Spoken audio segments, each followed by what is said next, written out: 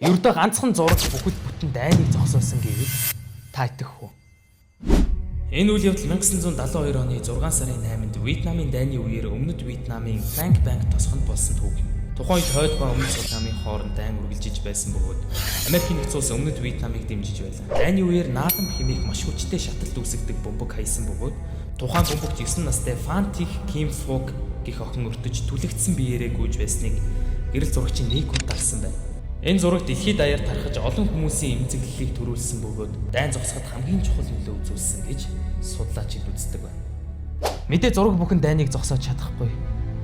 Гэхдээ энэ зураг бол дайны ард ямар аимшигтай сэтгэл өвтгөм зүйл болдог вэ гэдгийг дэлхийд дахинд сануулдаг чухал түүхэн зураг юм. Илүү сонирхолтой мэдээлэл сонсомоор байвал лайк дарж фоллоу хийгээрэй. Баярлалаа.